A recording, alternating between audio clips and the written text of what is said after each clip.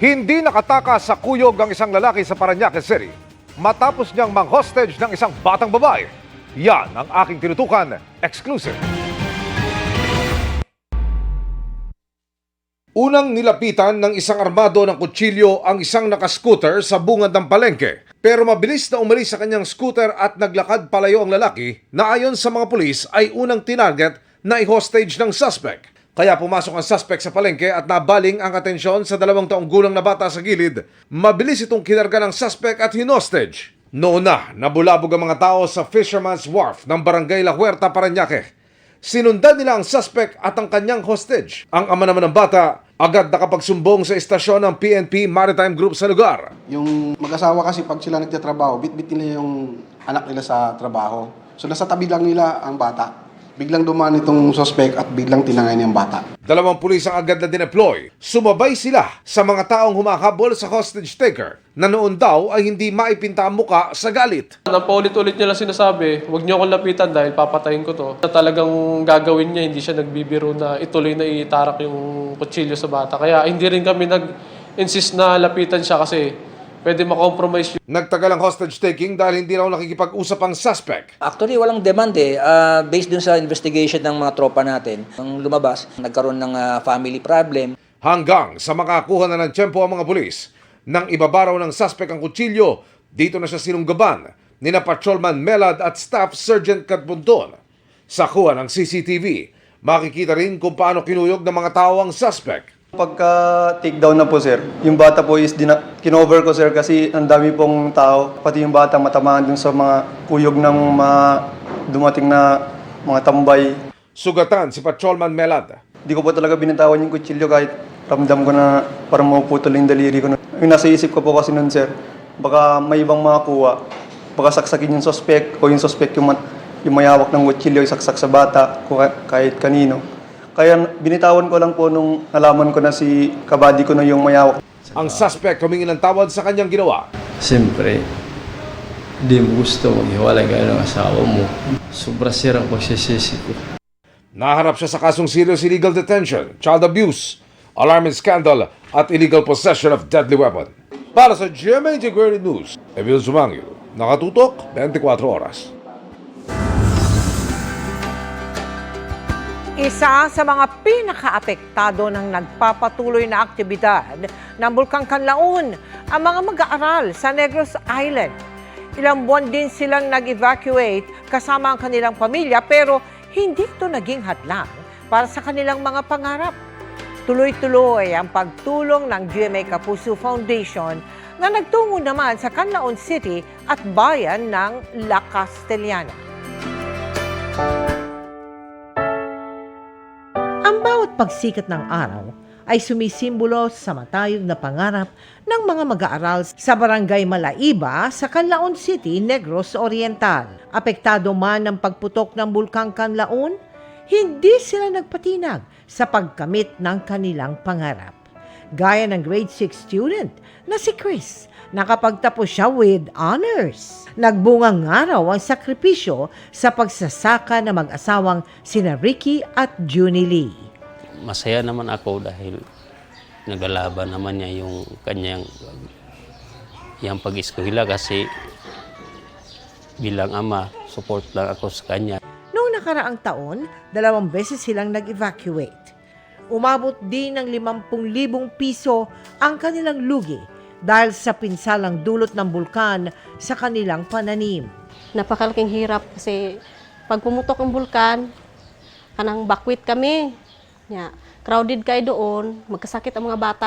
Nasaksihan ng GMA Kapuso Foundation ang katatagan ng mga residente at mag-aaral na naapektuhan ng aktibidad ng bulkan. Kaya agad tayong namahagi ng tulong sa mahigit 5,000 residente sa Barangay Malaiba sa Canlaon City at Barangay Mansalanao sa La Castellana. Yung number 1 po na naapektuhan ng Canlaon po is yung mga farmers natin. Since June 3 po, meron po tayong naitalang mga bilyon na po na damage ng crops po natin. Pero patuloy naman din po yung mga negosyo dito sa Canlaon, inaabisuhan lang po sila na mag-ingat. Namahagi rin tayo ng N95 face masks at nagpakain ng lugaw. Sa mga nais pong tumulong, maaari po kayo magdeposito sa aming mga bank account o magpadala sa Cebuana Luwilier. Pwede ring online via GCash, Shopee, Lazada, Globe Rewards at Metrobank Credit Card. Humingi ng paumanhin si Pasay City Mayoral candidate Editha Wawi Manguera dahil sa nabanggit na racial slur sa kampanya. Pinagpapaliwanag ng COMELEC si Manguera kasunod ng paggamit niya ng di katanggap-tanggap na bansag sa mga Indian national. Ayon kay Manguera, wala siyang masamang interes o galit sa mga Indian. Anya, nasabi lang niya ang pahayag bunga ng mga hinaing ng ilang taga-Pasay. Dagdag niya, putol ang naturang video. Ayon kay Manguera, wala pa siyang natatanggap na show cause order mula sa COMELEC pero handa niya itong sagutin. Ako po humihingi ng paumanhin. Wala po akong masamang interes. Yan pong aking nasabi na yan ay sigaw at damdamin po ng mga tiga-lungsod ng Pasay. Sa totoo po, yung napanood yung video, yun po'y putol. Hindi po talaga yun ang pinakabuod ng aking sinabi. Sa atin pong mga Indian national, ako po'y walang galit, wala akong pagdaramdam sa inyo. Bumaba ang performance at trust ratings ni Pangulong Bongbong Marcos. Base po yan sa huling Pulse Asia Survey. At sa apat na pinakamatataas na opisyal na bansa, tanging si Vice President Sara Duterte ang approve at pinagkakatiwalaan ng mayorya ng mga sinurvey. Narito po ang aking pagtutok.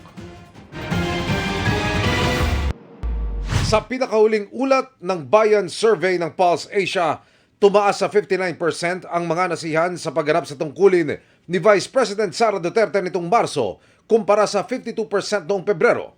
16% ang hindi aprobado. Tumaas naman sa 61% ang mga nagtitiwala sa bise mula 53%. 16% din ang walang tiwala. Sabi ng Pulse Asia, tanging si VP Sara Duterte ang nakakuha ng majority approval at trust rating sa apat na pinakamataas na opisyal na bansa. Ang mga nasisiyahan sa pagganap sa tungkulin ni Pangulong Bongbong Marcos bumaba sa 25% mula sa dating 42%. 53% ang hindi nasiyahan. Bumaba rin sa 25% ang nagtitiwala sa Pangulo mula sa 42% noong Pebrero. 54% naman ang hindi nagtitiwala. Bumaba rin ang performance rating ni Senate President Cheese Escudero sa 39%, habang 14% naman ang kay House Speaker Martin Romualdez. Ang nagtitiwala naman kay Escudero bumaba sa 38%, habang nasa 14% ang kay Romualdez. Sa survey, tinanong din ang respondent sa performance ng administrasyon kaugnay sa pagtugon sa ilang urgent national concerns. Pinakamarami ang hindi nasiyahan sa aksyon ng gobyerno sa pagkontrol ng inflation sa 79%. Sinundan niyan ng paglaban sa graft and corruption, kriminalidad, pagbawas ng kahirapan at aumento sa sahod. Paliwanag ng Pulse Asia, maaring nagpababa ng trust rating ng Pangulo ang kaguluhan sa politika at hindi mabisang pagtugon sa mga mahalagang issue o problema ng mamamayan. Ang pag-angat naman ng approval at trust rating ng bise, posibleng may kinalaman umano sa pag-aresto kay dating Pangulong Rodrigo Duterte noong March 11. Isinagawa ang survey nitong March 23 hanggang 29 sa 2,400 Filipino adults na walang nagpakomisyon. May margin of error ito na plus or minus 2%. Para sa GMA Integrated News, Emil Zumangiro, nakatutok 24 oras.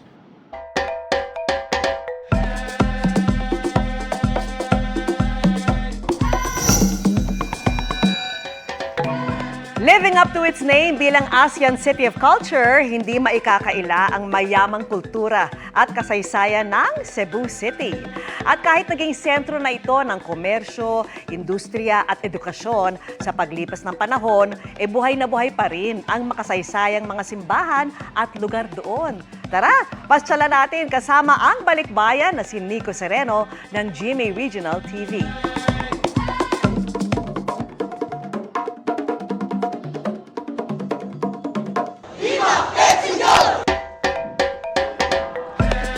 Bukod sa sinulog na isa sa pinakamalaking festival sa bansa, kilala rin ang probinsyang ito sa magagandang beaches, diverse marine life, at syempre, sa mayamang kasaysayan. Tinagurian itong gateway sa Kabisayaan. At ang kabisera nito, ang sentro ng komersyo at industriya, pati ng edukasyon sa buong Visayas. Welcome to the Queen City of the South, Cebu City. Para mas makilala ang mayamang kasaysayan ng lungsod, may inilunsad na Cebu City Downtown Heritage Tour na kayang gawin sa loob ng 10 oras. Alam niyo bang ang mga bantog at kilalang historical landmarks ay matatagpuan sa sentro ng Cebu City? Makakasama natin sa paglilibot ang mga miyembro ng grupo ng history enthusiasts na La Liga Cebu Reenactors. Ang isa sa kanila nakagayak bilang ang Cebuano hero na si Pantaleon Villegas. I'm wearing right now the telltale vestidora of the Cebuano. So First stop, ang Plaza Independencia, kung nasaan ang oldest and smallest fort sa bansa, ang Fort San Pedro. very unique in terms of its structural design because it has a triangular wall feature with 3 bastions. So malapit lang dito ang Magellan's Cross, kung saan makikita ang wooden cross na itinanim ni Spanish explorer Ferdinand Magellan nang dumating sa bansa noong 1521. When we speak Cebu City po talaga, ito po talaga yung tatatak sa isip ng mga Cebuano at mga Pilipino, ang Magellan's Cross. Dahil dito itinayo yung cross na symbolize ng Kristyanismo dito sa Cebu.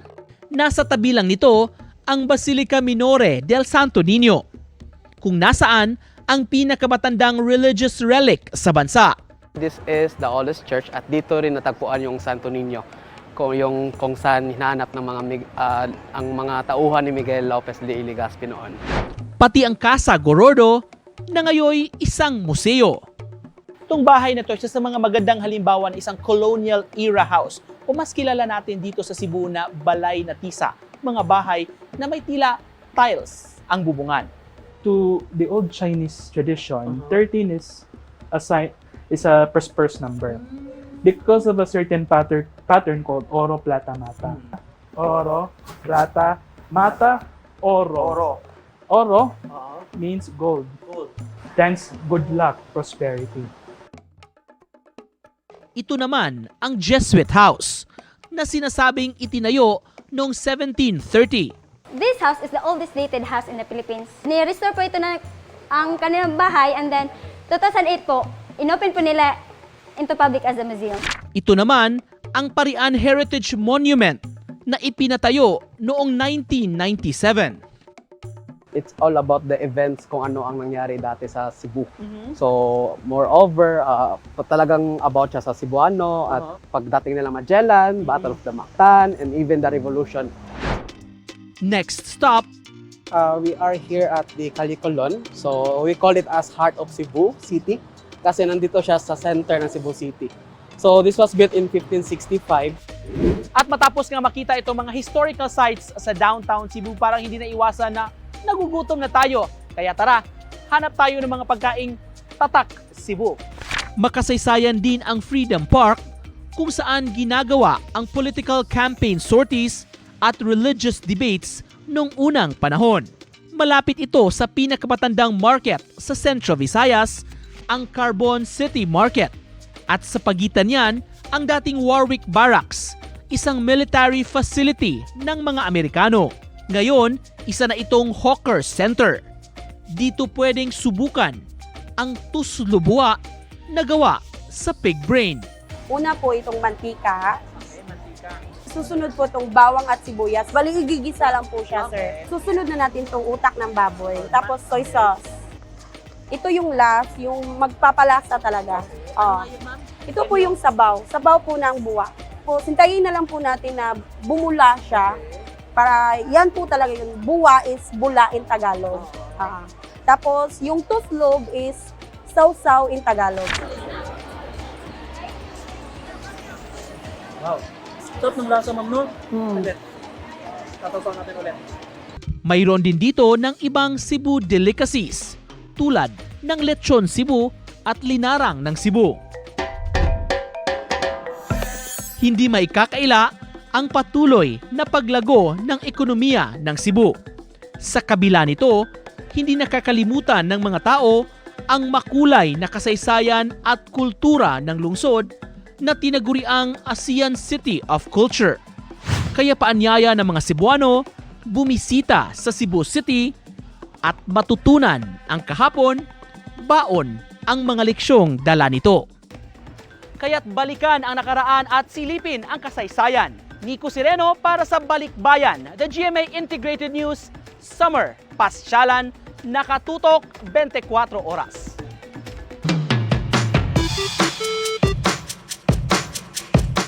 Magandang gabi mga kapuso. Ako po ang inyong Kuya Kim na magbibigay sa inyo ng trivia sa likod ng mga trending na balita. Ang pananampalataya ng mga residente ng isang bayan sa Laguna. Buhay na buhay. At makikita raw ito sa mga nililok nilang imahe na tila may sariling buhay. Gumagalaw-an nila ito na parang mga totoong tao. Ngayong Semana Santa, tuklasin natin ang daan-daang taon ng tradisyon ng mga Paiteño. Sa tinuturing wood carving capital ng ating bansa sa bayan ng Paete sa Laguna, nagtatagpo raw ang sining at pananampalataya. At bakas ito sa kanilang pamosong moving saints na kanilang pinuprosesyon tuwing Semana Santa. Ang paggalaw po sa mga imahe, nagsimula pa po ito 18th century. Ang mga moving saints tila may sariling buhay. Kaya mas damang-dama raw ng mga deboto ang nais pahiwatig ng mga ito.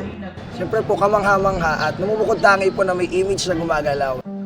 Isa sa pinakasikat na moving saints ng bayan, ang imaheng ito ni Santa Veronica. Yung pagpapakibo kay Santa Veronica, ito po hindi mula sa isang himala o hindi ito milagro. Ito po ay mula sa mga banal na mekanismo sa kanyang katawan. Meron pong mga strings na nakakonect sa kanyang braso, sa kanyang kamay at sa kanyang ulo para po siya makagalaw. Natanging mga taga-Paete lamang po yung gumagawa at nag-aayos ng mga mekanismo na yun. At ang pagpapagalaw sa mga ito, isa raw sikreto na ilang katao lamang sa kanilang bayan ang nakakaalam. Hindi po siya basta-basta pwedeng paggalawin ng kahit na sino. Even po yung pagsasaayos ng mga mekanismo, yung mga natatanging pamilya lamang po yung kakayanang magpagalaw sa kanya. Ang natatanging tradisyong ito ng mga Paiteño, paraan daw nila para mapalaganap ang kanilang pananampalataya. Pag ikaw ay isang turista, aalis ka dito bilang isang deboto. Ipinapakita po ng mga taga-Paete, hindi lamang kami arts, hindi lang kami gumagawa ng mga arts. Bagkus, itinuturo din po namin at ipinapakita kung ano nga ba yung kahalagahan ng debosyon at pananampalataya na siyang nakaugat sa kasaysayan ng ating kaligtasan. Pero alam niyo ba na maliban kay Santa Veronica, matitigan mo kaya ang lagay ng kahabag-habag? may isa pang sikat na moving saint ang pwedeng masilayan sa Paete? Anong mga kwento naman kaya ang nakaukit sa imaheng ito? Kuya Kim, ano na? Isa pa sa mga sikat na moving saint sa Paete ang imaheng ito ng Mater Dolorosa na likha ni Mariano Madriñan noong 1882. Tinampok ito noon sa International Exposition sa Netherlands, kung saan ito'y pinarangalan ni King Alfonso XII ng Espanya. Patunay lamang ito sa husay ng mga Paiteño sa paglililok at kanilang malalim na debosyon sa kanilang relihiyon. Samantala, para malaman ang trivia sa likod ng viral na balita, i-post o i-comment lang #Kuya Kim. Ano na? Laging tandaan, kimportante ang may alam. Ako po si Kuya Kim, masagot ko kayo 24 oras.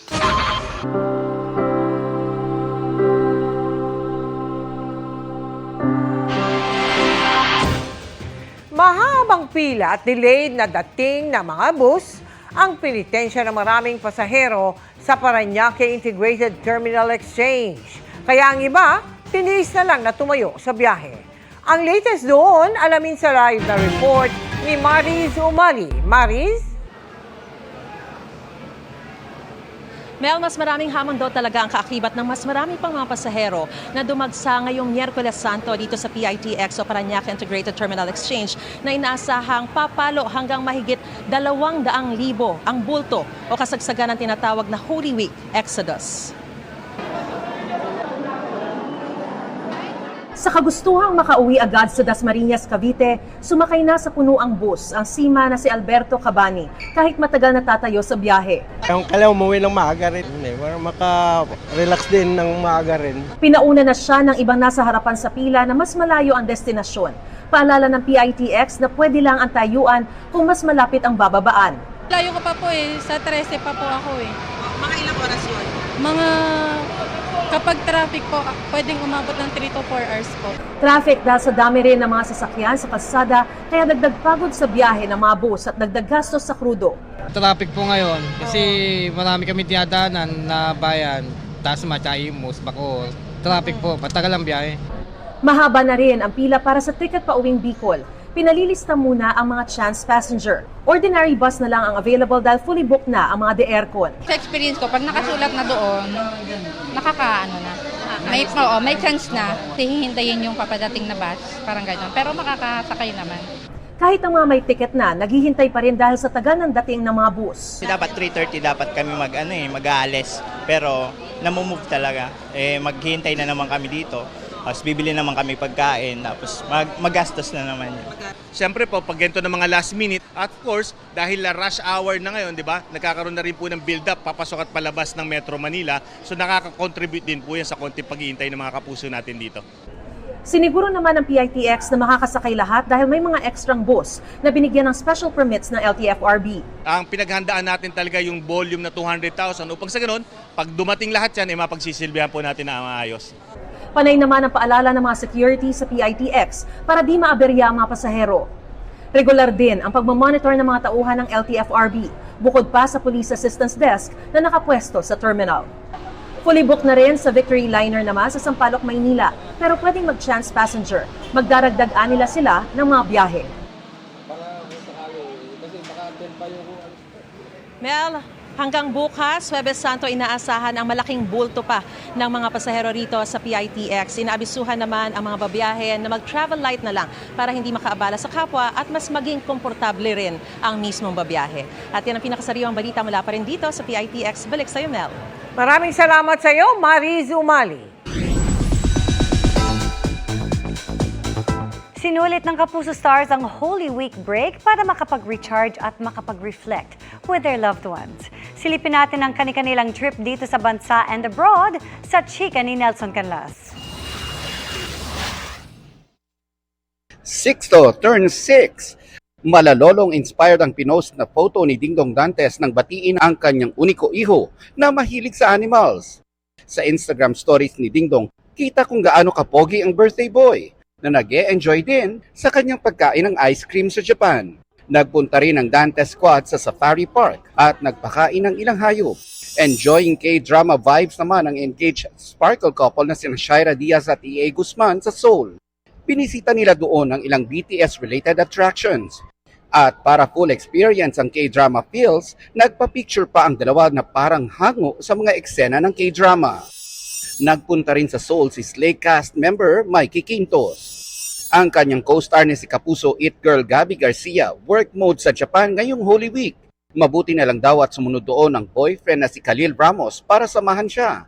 At para makumpleto ang kanilang trip sa Land of the Rising Sun, mawawala ba ang food trip?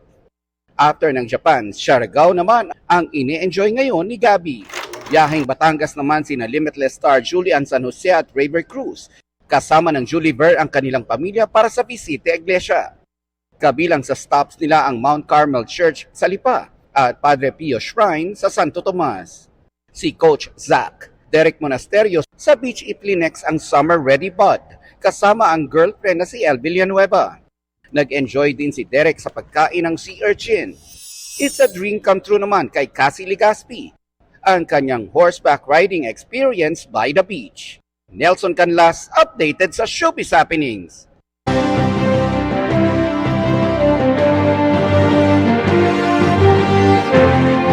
Dumating sa Pilipinas ang delegasyon mula European Union para obserbahan at i-monitor ang electoral process sa bansa. 72 election observers ang idineploy sa imbitasyon ng COMELEC. May 100 observers pang inaasahang darating bagong eleksyon sa May 12. Ayon sa grupo, hindi sila narito para mangialam sa eleksyon. Layo ng grupo na magbigay ng rekomendasyon sa electoral process. Ilalabas nila kanilang findings pagkatapos ng eleksyon.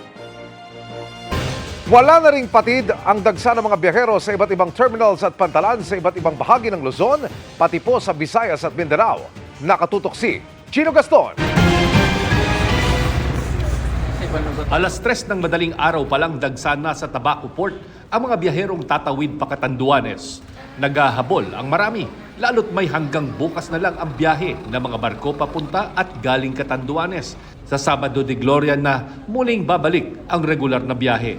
Dagsa na rin ang mga biyahero sa Tagbilaran City Port sa Bohol. Gayon din sa Tagbilaran Integrated Bus Terminal. Pero sa pinoproblema sa terminal na matagal na dating ng mga bus, tinitiyak ng mga bus company na sapat ang mga bus para sa mga pasahero.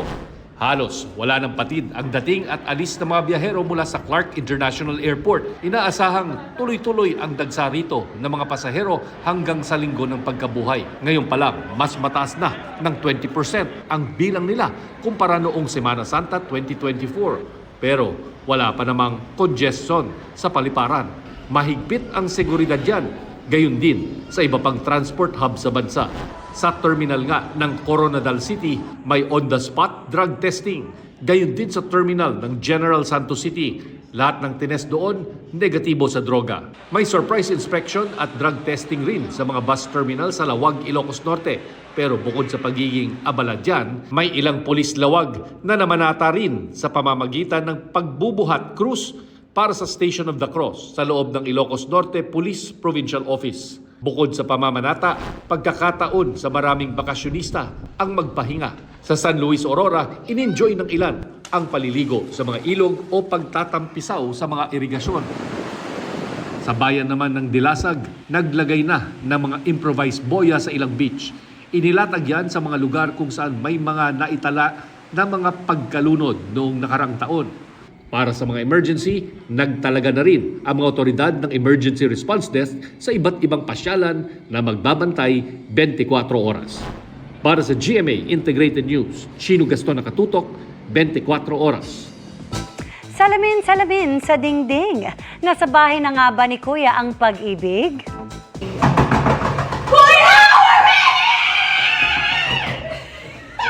It's a yes dahil uuwi muna sa bahay ni Kuya sina Binny Joanna at Binny Stacy bilang newest house guest sa Pinoy Big Brother Celebrity Collab Edition. Ano-ano kayang mga ganap once makapasok na sila sa bahay? At masu-surprise kaya ang housemates? Abangan natin yan mamayang gabi. And that's my chika this Wednesday night. Ako po si Iya Arellano. Miss Mel, Miss Vicky, Emil. Thank you, Iya. Salamat sa iyo, Iya. Thanks, Iya. At yan ang mga balita ngayong Miyerkules. Ako po si Mel Tiangco. Ako naman po si Vicky Morales para sa mas malaking misyon. Para sa mas malawak na paglilingkod sa bayan, ako po si Emil Sumangil. Mula sa GMA Integrated News, ang News Authority ng Pilipino, nakatuto kami 24 oras.